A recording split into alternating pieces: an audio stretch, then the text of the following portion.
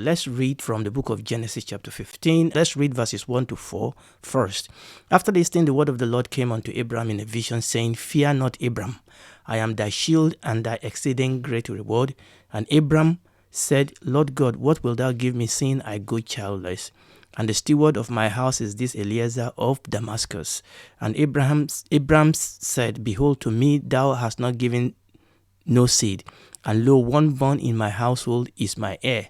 And behold, the word of the Lord came unto him, saying, This shall not be thine heir, but he that shall come forth out of thine own bowels shall be thine heir. Now let's read verses 8 to 10. And Abraham said, Lord God, whereby shall I know that I shall inherit it? And God said unto Abraham, Take me an ephah of 3 years old, and a she-goat of 3 years old, and a ram of 3 years old, and a turtle dove and a young pigeon. And he took unto him all this, and divided them in the midst, and laid each piece one against another, but the birds divided he not.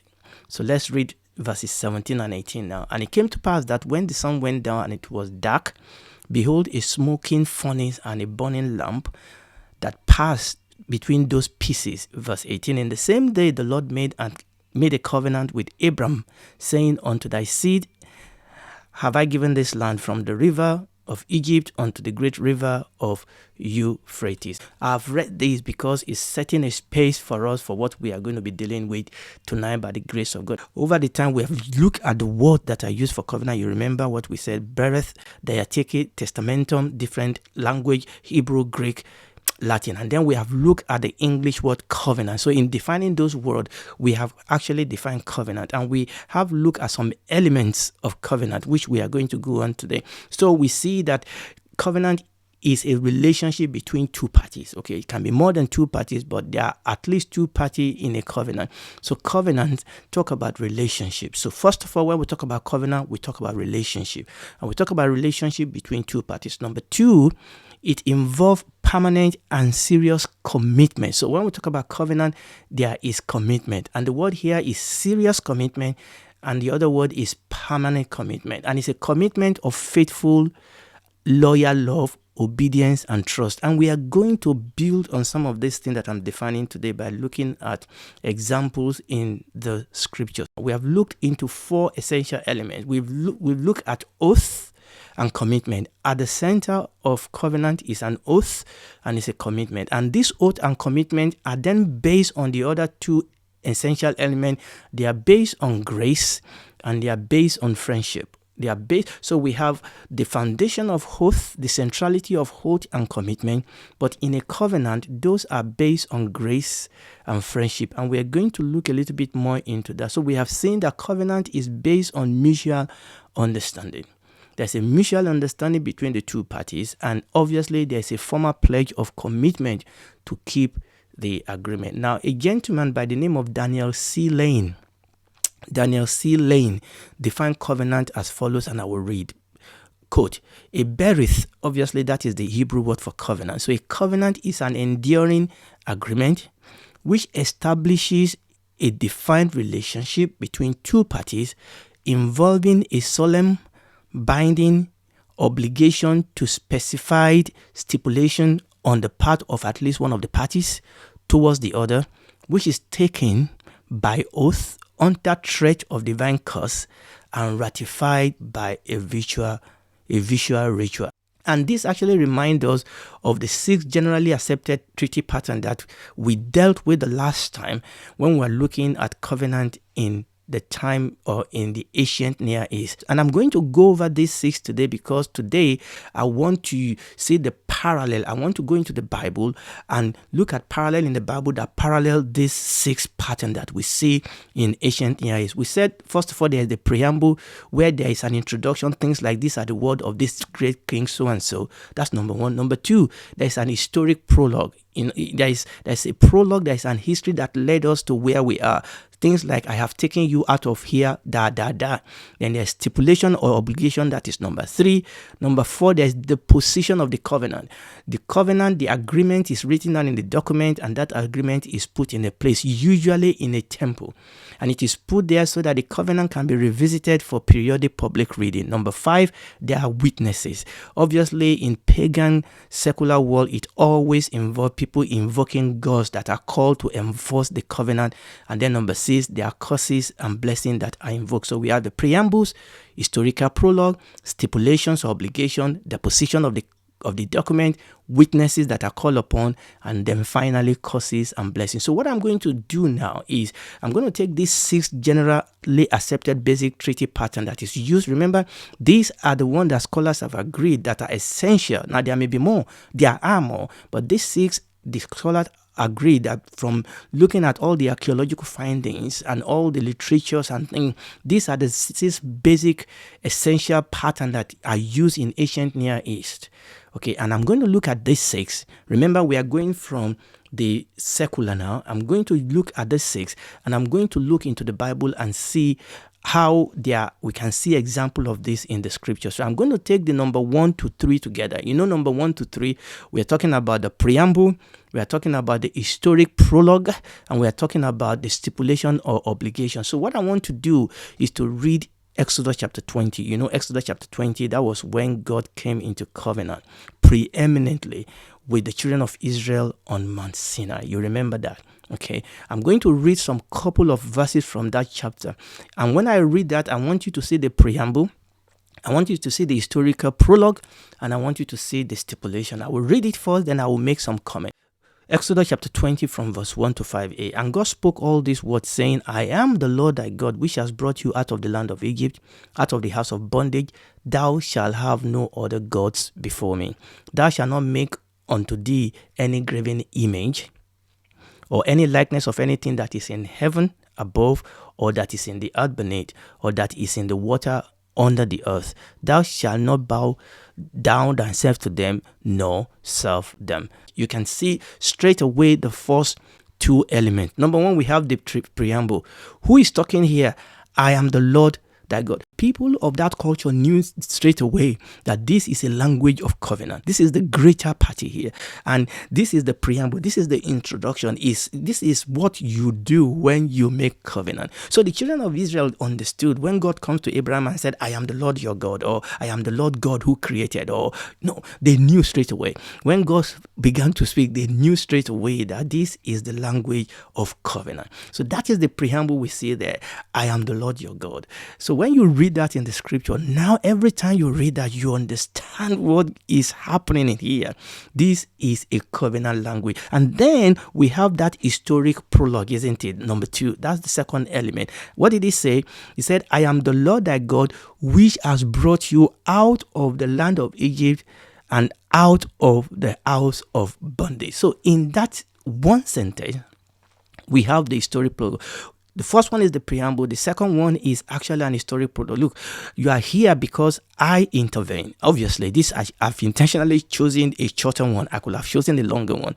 Okay, how he delivered them from Egypt, how he did it by his outstretched hand, and how he sent his angel to go before them to lead them up, how he divided the Red Sea. Those are all historical prologue. This is what I have done something, and this is why you are here. In fact, the fact that you are standing here on the ground of grace. You remember what we said, grace and friendship. You are not standing here in this place of covenant because of something that you have achieved by yourself, or because you have, you have deserved this. It's because of my grace that you are here. So we see the preamble, we see the historical prologue, and number 3, we began to see the stipulation. Obviously, in this particular case, I didn't go ahead to read. The stipulation are what we call the 10 commandments in this particular part of Exodus chapter 20. And I can read other part of the scripture for you, even in the New Testament, that you can straight away actually pick out these 3 elements. That is the first 3 elements. Now let's look at number 4 element, talking about the documents. And this is really, really important. And I'm going to swing back to this in the New Testament. If not today, the next teaching by the grace of God. We said that the 4th element here is that the document provision is made for the document to be deposited in a safe place, so that periodically the document can be brought out and be read. What do you see over and over again in the scripture? That that the document was actually deposited in the temple. That is where the document, what was the document of the covenant that God has with the children of Israel in the Old Testament? It was the Old Testament document. First of all, the Torah, and also we then have all the other books of the Old Testament covenant that were added to it. But what we'll do is actually to read an interesting story in 2 Kings chapter 22, talking about Josiah. Again, we are going to pick and choose because it's a long one, but let's read the introduction in verse 1 so that I can set for us a foundation, isn't it? Verse 1, Josiah was 8 years old when he began to reign, and he reigned 31 years in Jerusalem, and his mother's name was Jedidah, the daughter of Adiah of Bokat. Now, that is the introduction. Here we are talking about the situation of Josiah. He was one of the good kings. Now, verse 3, and it came to pass in the 18 years of King Josiah that the king sent Shaphan, the son of Azaliah, the son of Meshullam, the scribe, to the house of the Lord, saying, so the king actually sent this is dependable scribe. He sent Shaphan to the house of the Lord. Now, there was something else he sent Shaphan to go and do. We are not going to go into that.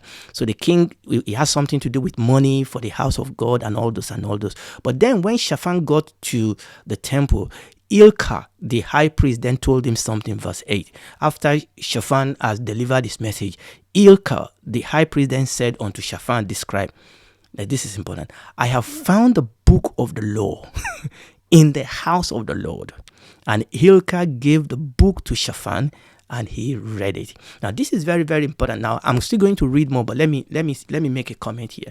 He said, I have found the book of the law. Now, this is the book of covenant. This is the book of the covenant that God made with his people. Remember, that book contains the stipulation. That book contains the agreement. And the process and the procedure and all that is in this book. Now, this is the book of covenant that God made with his people as the senior greater party in this covenant. And he said, I have found the book of the law in the house of the Lord. The book of covenant is often kept in the temple. The book of covenant, it is the covenant that God made with his people. And that book was kept in the house of the Lord. And this is very, very important. And that is fulfilling for us that fourth element of the sixth element that we see in the pattern of the covenant that we see in the ancient Near East. Okay, that book was there. Why was the book in the temple? Is so that it can be read and so that it can be obeyed, so that the priest and the scribe can teach it to the people, and so that with the king and the priest it can be obeyed. Unfortunately, because of the pollution and the apostasy and the backsliding of the children of Israel, they have forsaken the Lord their God. They have forgotten his covenant. So Ilka, let's put that back on. So Ilka gave this book to the scribe Shaphan, and Shaphan read it. Then what happened after that? Let's go to verse 10. And Shaphan the scribe showed the king. So Shaphan obviously took this book and went to the king. Verse 10 again. And Shaphan the scribe showed the king, saying, Ilkiah the priest has delivered me a book. And Shaphan read it before the king. And it came to pass, when the king had heard the word of the book of the law, that he rent his clothes. He rent his clothes. He rent his clothes. Now, this is very, very important. What's the big deal here? You read a book and you rent your clothes. Now, this is the thing when you study the Bible, that when you study the Bible and you see the reaction that seems to be out of sync with what you are reading, oftentimes it's because we are missing something. Oftentimes it's because we don't understand what is going on. Oftentimes it's because we don't understand the culture. If the reaction seems to be in excess of what we will say, well, fear, why he rent his clothes. The question is why? Why did he rent his clothes? It's because Josiah understood what was at stake. Suddenly, the scribe Shaphan read this book, and Josiah went white. And Josiah knew we are in trouble, or this is why we are in trouble, because Josiah and consequently all the other people around him knew what was at stake. Now let's read, because this verse actually tells us and shine the light for us what is at stake. I'll read verse 11 again. And it came to pass that when the king heard the words of the book of the law, that he rent his clothes, verse 12. And the king commanded Hilkiah the priest, and Ahikam the son of Shaphan, and Ashbor the son of Micaiah, and Shaphan the scribe, and Asahiah a servant of the king, saying, Go ye and inquire of the Lord for me and for the people and for all Judah concerning the words of this book that is found. For this is why he rent his clothes. For great is the wrath of the Lord that is kindled against us, because our fathers have not hearkened unto the words of this book, to do according unto all that which is written concerning us. Now you can see straight away, because Josiah knew straight away that this is why we're in the pickle that we are in. This is why we're in the problem that we are in. We are under curse. We are under the wrath of God, because we have broken covenant. That sin is not just sin. When we sin, we are breaking a covenant. And when we break covenant, we put ourselves under curse, under wrath. And this is the reason why Josiah was very afraid, why Josiah was so sad that he rent his clothes. And if you read that story, that reaction and that response of repentance, that response of doing something to remedy the situation, actually brought up a positive reaction from the Lord. But what I want you to see here now, we are not actually talking about what happened there. We are looking at that fourth element of this pattern of covenant that we see in the ancient Near East, and we are going to the Bible as it were to pull example from the Bible to see how that plays out in the Bible. The law, the book of the law, is the book of covenant, and it was deposited where? In the temple. They have the temple. The temple actually is a place where covenant plays out. Okay, is the temple of God, and the covenant, the book of law, was put in that temple. You see, what you go and do in the temple is not to entertain, it's not to buy and sell. It's a place of covenant.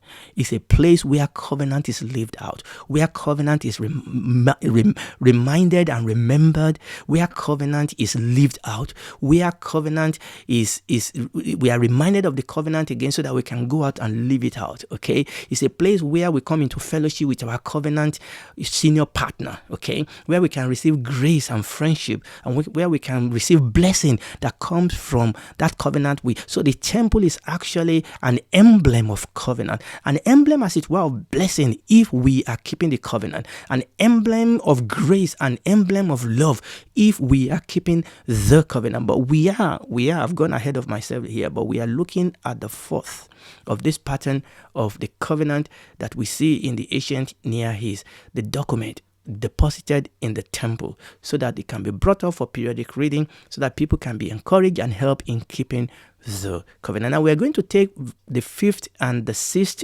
together, and then we will end it today. Number five, the gods were called as a witness. Remember, we are talking about the pagan ancient Near East. The gods are called as witness, and number six, there are curses and blessings that are proclaimed. Now, there are so many places I could take you to here to actually look at it, but we are going to read Joshua chapter 24. And this was the time. We are reading Joshua chapter 24. Again, we're not going to read the whole thing. We are going to pick and choose the verses just to get a sense of what is going on. And this was the time when Joshua was actually rehearsing the covenant. This is a solemn rehearsal of the covenant that God made with the children of Israel in the wilderness. And what we call the covenant of Moses, or covenant in Mount Sinai, whatever you want to call it here.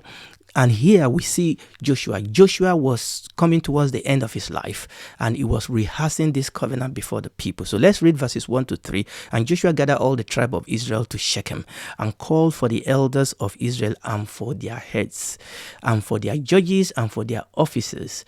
And they presented themselves before God. Remember, not before Joshua. Joshua called the meeting, but they presented themselves before God. Verse 2. And Joshua said unto all the people, Thus saith the Lord God of Israel, Your father dwelt on the other side of the flood in old times, even Terah, the father of Abraham, and the father of Nahor, and they served other gods. And I took your father from Abraham from the other side of the flood, and led him throughout all the land of Canaan, and multiplied his seed, and gave him Isaac. Now, let me stop there. Now, you can see straight away that you can actually see the first other pattern that we have seen before. God introduced himself, and then we are seeing historical preambles here. This is what God has done. You will see this all the time. It's all over scripture.